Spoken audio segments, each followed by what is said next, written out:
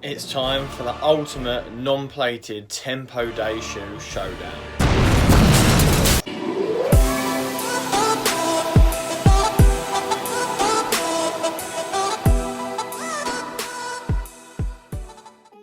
Hey guys, and welcome back to the channel. Today we're going to be doing an ultimate shoe showdown between the PUMA Liberate Nitro and the ADIDAS ADIZERO ADIOS 6.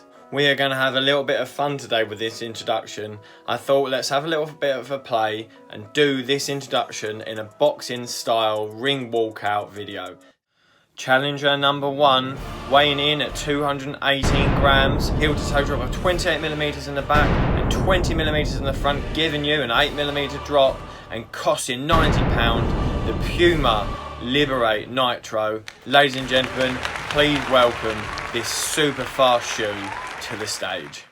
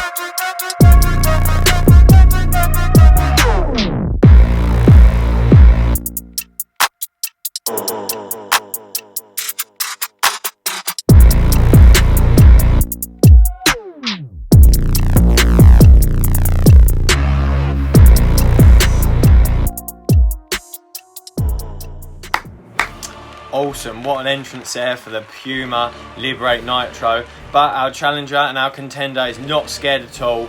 Ladies and gentlemen, contender number 2, the ADIDAS ADIZERO ADIOS 6. Weighing in at just under 280 grams, a heavier of the two challengers, but still packing an almighty punch and still a quick shoe. The heel to toe drop of 28mm in the back and 19mm in the front, giving you a 9mm heel to toe drop, costing £110, the ADIOS 6.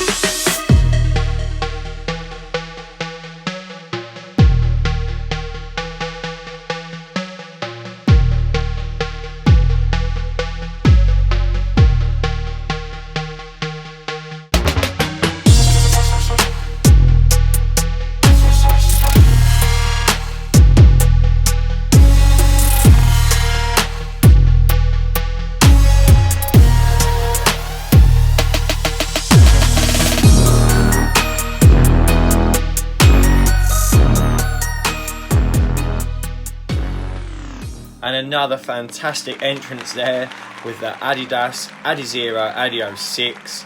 We are ready to go head to head and have a super showdown between these two non-plated tempo day shoes. Who will win? Both shoes are ready to go head to head. Now the question is, which one had a better entrance walk to the stage? Let me know in the comments below which one you think put up the best entrance music, the best entrance scene. A few notable mentions, things that we're not going to be scoring them on because I think they're just too close to call, and I don't want to be giving out any tyres. That's a bit boring and a bit of a cop-out. So the notable mentions are grip. Both of these shoes have absolutely fantastic grip, so I don't really think I could pick one or the other, especially in the runs that I've done in them so far. Lots of different types of tempo speeds in these runs, and the grip is awesome in both of them. I'm also going to leave out value because this shoe is in at £110 and this shoe is in at £90. I think they're both fantastic value shoes, and it'll be really hard push to pick a difference between them. So both of these shoes, as I said, don't have any plates in them, but they are very similar and very different at the same time. So the ADIDAS ADIOS 6 has got a dual foam combination going on. So we've got Lightstrike Pro in the front under the forefoot and Lightstrike throughout. And then in the PUMA Liberate Nitro, we've got the Nitro foam, which is nitrogen infused. It's a lot softer to the touch than it is in the Adios 6, but definitely a lot more ground contact feeling. Both of these shoes are super fast, super fun to run in, but now we're going to get on with the head-to-head. I am literally sweating my head off. I've just got back in from the run. So that is what we're going to quickly talk about. I've just done a test in both of these shoes today. So I went down to the seafront. I did a 4 mile run in this shoe here, doing 200 meter repeats at a similar sort of pace, around about between 5 and 5:30 minute mile pace. And then I did a 3.5 mile run in the PUMA Liberate Nitro, doing 400 meter repeats, again at the same sort of pace. So I took them both at the same sort of pace today, literally running both of these shoes one after the other today, the PUMA first, then the Adidas, so you know that these thoughts are fresh from my head. Round one, we're going to go with responsiveness. Both of these shoes are super fast feeling shoes, but there is one slight winner, but with a caveat. I think the winner for responsiveness is the PUMA Liberate Nitro, but that is because this shoe is a lot lighter and a little bit more poppy, I think. Just it's got a little bit more pop to it. Although it is faster, as in a slightly faster responsiveness, I think that's more for like the shorter distance stuff. So when you start going for a little bit longer, because the foam feels sometimes like it bottoms out a little bit where it is such a soft foam, and it just does have that real ground contact feel, I feel like over a longer distance, this then comes into its own here. It's definitely not a slow feeling shoe by any means. I just think this slightly has a little bit more pop, a little bit more responsiveness. So I'm just going to give this the win just marginally. Moving on to cushioning. This is slightly different obviously from responsiveness. This is just how much the shoe absorbs the impact that you're putting into it, how absorbative both these shoes are. And there is a clear winner here. For me, the winner for cushioning is the Adidas 6. Now for me, this is just an awesome shoe with the dual foam. I just think it's really good at being quick, but also absorbing the impact. In this shoe here, I definitely find that when I'm running a little bit faster or a little bit longer, although it does feel so responsive and poppy and bouncy, it is a really ground contact feeling shoe.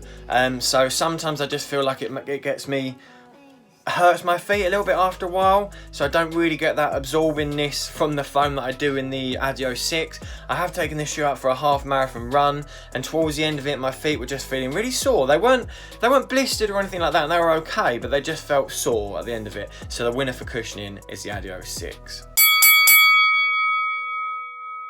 Moving on to the next head-to-head, we're going to do versatility, meaning out of both of these shoes, could you use for the majority of your runs? Could you do your easy runs, your tempo runs, your long runs, all that sort of thing? Which shoe can you get more bang for your buck and do more different types of running?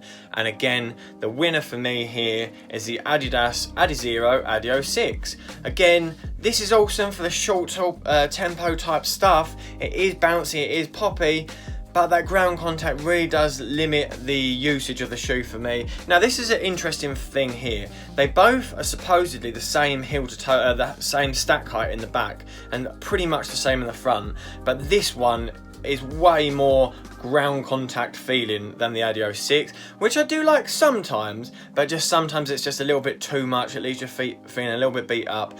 When I went for the run today, which I ran in this first, my feet were feeling really hot and a little bit almost blistered by the end of it today when I was running faster, where it was a really hot day. We're talking like nearly 30 degrees Celsius today. That's why I'm absolutely sweating in the bedroom doing this review.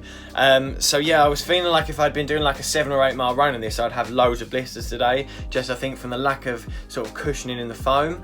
So in terms of versatility, I just think unless you're doing short, sharp speed stuff, this is not the one.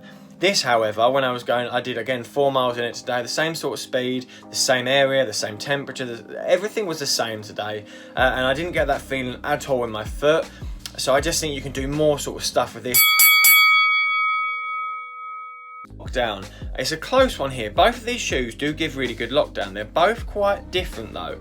This one is really, really sturdy in the back, really sturdy, but also all the way through the side, with quite a sort of padded, gusseted tongue. Not really padded, but just a little bit of decent padding there, not Rebel 2-esque.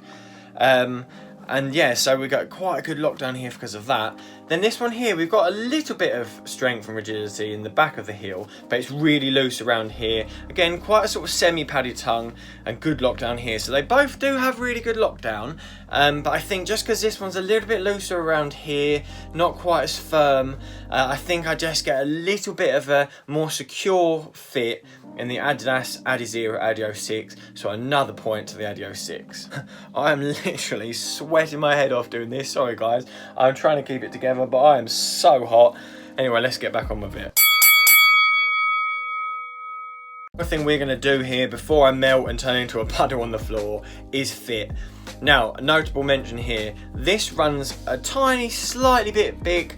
I got this in an 11, a UK 11, and I do have quite a lot of room in the length of the toe box. It's not narrow in the midfoot, but fairly narrow in the midfoot, but quite generous in the forefoot.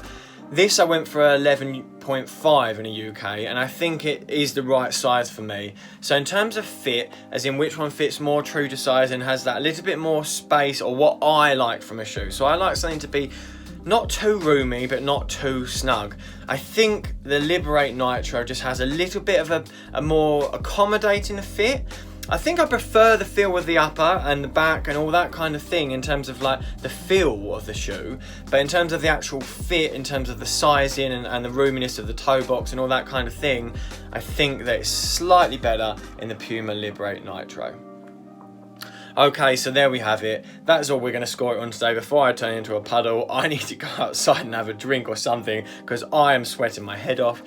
It is clear that the ADIOS 6 is a clear winner for me in terms of a non-plated tempo day shoe. I just think it's more versatile. It's slightly less poppy and responsive maybe than the Puma Liberate, which isn't a bad shoe at all. If you love a ground contact feeling shoe, you might want this, but I think weighing in at 90 kilograms, sometimes this feels a little bit too soft. It's not like really soft and mushy like the Invincible, but it doesn't have much structure to it. This is really squidgy here, whereas you've got obviously the torsion system in here that keeps it a lot more stable. So you sort of feel like you're bottoming out a little bit in this sometimes. Shoe down, I hope you enjoyed the entrance to both of these shoes. Let me know in the comments below if you liked that little bit of fun we had there.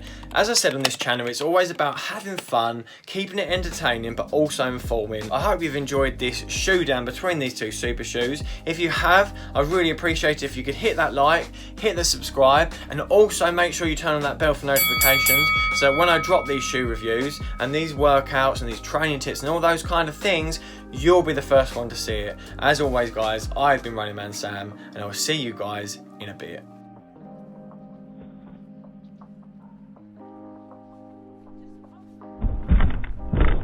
Which shoe would you use for, could you